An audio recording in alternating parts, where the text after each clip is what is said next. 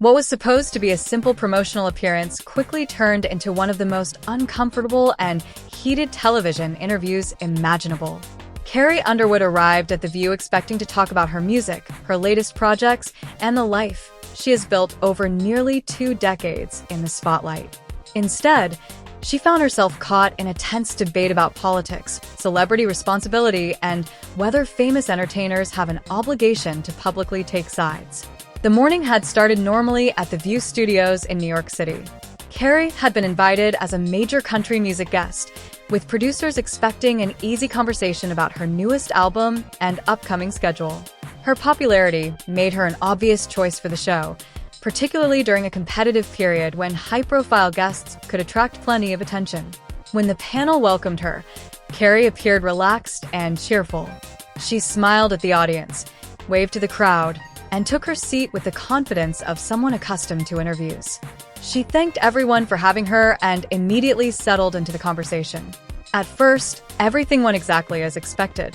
The hosts asked about her new music and what had inspired her latest material. Carrie explained that the album was particularly meaningful because she had tried to capture different parts of her current life through the songs. She talked about songwriting, collaborations, performing, and the excitement of getting back on stage. The conversation then moved toward her personal life and the challenge of maintaining a successful career, while also making time for her family.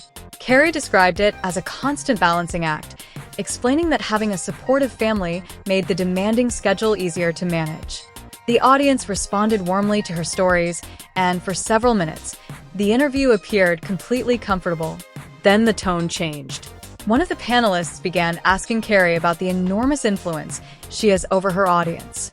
The question initially sounded harmless, but it quickly became more pointed. The discussion moved away from music and toward the political makeup of Carrie's fanbase. The host suggested that many of Carrie's supporters came from conservative and rural parts of the country and asked whether Carrie felt a responsibility to use her influence on political issues. Carrie answered carefully. She explained that she had always viewed music as something capable of bringing people together rather than separating them. Her songs, she suggested, were about experiences almost everyone could understand: love, heartbreak, family, faith, hope, and personal struggles. But the questioning did not stop there. The host pushed further, suggesting that because Carrie had millions of followers, she should use her platform to make her political beliefs known. The argument was that remaining silent on major social and political issues was itself a form of making a political choice. Carrie remained composed. She explained that she had deliberately kept many of her personal political opinions private. In her view, people attended concerts and listened to music because they wanted to enjoy themselves, connect emotionally, and perhaps escape the constant arguments dominating public life. She did not want someone to feel unwelcome simply because their political beliefs differed from hers.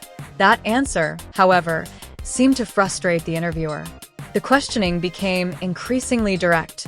Carrie was challenged over what some viewers might consider a contradiction between her public image, her themes of faith and family, and her reluctance to comment on controversial political subjects. Carrie responded that she believed people were capable of making their own decisions. She did not consider herself a political expert, and she never claimed to have all the answers. The exchange became more uncomfortable when the interviewer suggested that Carrie benefited financially from fans whose political beliefs might conflict with causes the host supported. Carrie appeared surprised by the accusation. She calmly explained that she believed such assumptions were unfair, not only toward her, but also toward the millions of people who supported her music. She emphasized that her audience was made up of people from many different backgrounds and belief systems. The discussion became even more intense when the host brought up the kinds of venues where Carrie had performed and implied that some of those environments could be associated with controversial political symbols or movements. Carrie firmly rejected the suggestion that performing for a particular audience meant endorsing everything those people believed. She pointed out that her career had included performances for charitable organizations, military communities, disaster relief efforts, and countless audiences with different backgrounds. Her message was simple: performing for people does not automatically mean agreeing with every opinion they hold. The studio atmosphere became noticeably tense. Carrie was still polite, but her answers were becoming more forceful. She made it clear that she did not appreciate the implication that her silence on politics meant she supported extremism or misinformation. The interviewer continued pressing her, arguing that celebrities with enormous platforms should speak out when they believe harmful information is spreading. Carrie disagreed with the premise. She explained that she believed responsibility could also mean respecting other people's intelligence and allowing them to form their own conclusions. She did not want to treat her fans as though they needed a celebrity to tell them what to believe. That statement became one of the central points of the confrontation. The disagreement was no longer simply about Carrie Underwood's political views. It had become a much larger argument about the role celebrities should play in society. Should entertainers use their fame to advocate for political causes? Or should artists be allowed to focus on their work without constantly being pressured to reveal their personal beliefs? As the conversation continued, Carrie appeared increasingly determined to defend her position. She acknowledged that influential people have responsibilities, but she believed her greatest responsibility was to her music, her family, her audience, and the way she treated other people. She did not believe becoming a political commentator was part of that responsibility. The interviewer remained unconvinced. And then the conversation reached its most dramatic point yet. The host suggested that staying silent could have serious consequences and accused Carrie of failing to speak up when important issues were at stake. For a moment, Carrie appeared stunned. Then she responded with a level of firmness viewers were not accustomed to seeing from her in promotional interviews. As the confrontation continued, Carrie Underwood appeared noticeably more serious. The friendly promotional interview had disappeared, replaced by a debate that had captured the attention of everyone in the studio. The central disagreement was now clear. The host believed Carrie's enormous influence gave her responsibility to speak publicly about political and social issues. Carrie believed that influence did not automatically create an obligation to tell millions of people what they should think. She argued that respect could sometimes mean remaining neutral. Carrie pushed back against the idea that refusing to publicly endorse particular political positions meant she was indifferent to important issues. In her view, people could care deeply about their communities while still choosing not to turn every public appearance into a political discussion.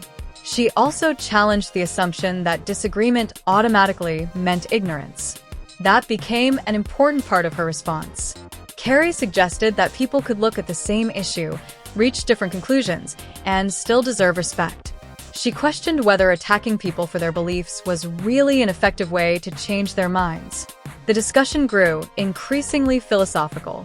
One side argued that celebrities have a civic responsibility because millions of people listen to them. The other side argued that audiences are intelligent enough to make their own decisions without celebrities, television personalities, or politicians directing them. Carrie clearly fell into the second camp. At one point, she essentially turned the argument back toward the interviewer, questioning whether constantly judging people with opposing opinions actually accomplished anything. Her message was that insulting people rarely creates meaningful understanding. The exchange became especially striking because Carrie was not known for being confrontational during interviews. Viewers were accustomed to seeing her as a polished country star who focused primarily on music, family, faith, and her career. But now the audience was seeing a different side of her. She was still controlled, but she was no longer willing to simply smile and move on. When the host continued to criticize her silence, Carrie defended the people who listened to her music. She objected to the suggestion that millions of fans could be dismissed or stereotyped simply because they did not share the political worldview of the interviewer. She made it clear that she did not believe her audience needed her to make every decision for them. Carrie then delivered one of the strongest messages of the entire exchange. She trusted her fans to think for themselves. She explained that people did not need entertainers, politicians, or television hosts telling them how to vote. Her responsibility, as she saw it, was to create music and provide an experience where people could connect despite their differences. The audience reaction was mixed.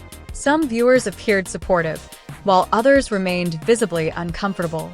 But regardless of which side they favored, the room was completely engaged. Other panelists attempted to bring balance to the discussion. One emphasized that people with large platforms naturally carry some degree of responsibility. Carrie agreed with the broader principle but insisted that responsibility did not necessarily mean becoming politically outspoken. For her, responsibility meant treating people with dignity. It meant caring about her work. It meant being present for her family. And it meant refusing to assume that everyone who disagreed with her was unintelligent or malicious. The disagreement eventually moved beyond specific political subjects and became a question of personal freedom. Carrie questioned whether an entertainer should be required to reveal private political beliefs simply because millions of people enjoy their work. She argued that audiences could appreciate music without knowing every political opinion held by the person performing it. The host, meanwhile, continued to argue that silence from influential public figures can have consequences. The two sides were clearly not going to reach an agreement. Then came perhaps the most emotionally charged moment of the interview. Carrie was confronted with the suggestion that her silence could make her responsible for harmful consequences. The accusation visibly affected her. Rather than becoming explosive, however, Carrie responded in a controlled but powerful way. She rejected the idea that someone could assign responsibility for serious events simply because she chose not to make political statements. She emphasized that the interviewer did not know everything about her values or private beliefs. That distinction was important. Carrie was not claiming that political issues did not matter. She was saying that she did not believe public silence should automatically be interpreted as support for one side or another. She then challenged the idea that attacking people was an effective form of persuasion. If the goal was to change minds, she questioned whether mocking or insulting people would actually accomplish that. The point seemed to resonate with at least part of the audience. Carrie then shifted her attention toward the viewers watching at home. She essentially told them that they had the ability to think independently.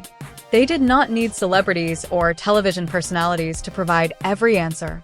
She said she respected her fans enough to allow them to make their own choices. That statement became the heart of her argument. The interview eventually began winding down, but the tension remained. The host attempted to move toward a conclusion, while Carrie offered one final observation. She suggested that when conversations about entertainment constantly turn into political interrogations, it can cause ordinary people to feel even more disconnected from public figures and the media. For Carrie, the issue was not simply left versus right. It was about respect. She believed people could disagree without attacking one another personally. As the segment ended, Carrie stood and began saying goodbye to the panel. She remained polite and professional despite the intense exchange. When she reached the host who had challenged her, there was a brief moment of hesitation before they exchanged a restrained handshake. Carrie then walked away from the table. The audience response was divided, but the atmosphere was unmistakably intense. What had started as a routine promotional interview had transformed into a major debate over celebrity influence, political expression, personal privacy, and the relationship between entertainers and their audiences. The larger question remained unanswered. Should celebrities be expected to use their platforms to advocate for political causes? Or should they have the freedom to focus on their art while allowing their audiences to form their own opinions? Carrie Underwood's position in this story was clear. She believed that being famous did not mean surrendering the right to keep certain personal beliefs private. Whether viewers agreed with her or not, the confrontation demonstrated how quickly a celebrity interview can change when entertainment and politics collide. And perhaps the most important takeaway was not which side won the argument. It was the larger debate about whether public figures should be judged by what they say, what they refuse to say, or simply by the work they create. For Carrie, music was supposed to connect people rather than divide them. And after walking into the studio expecting to promote an album, she left having participated in a much bigger conversation, one that challenged the boundaries between celebrity, politics, personal freedom, and public responsibility. So now the question goes to the audience.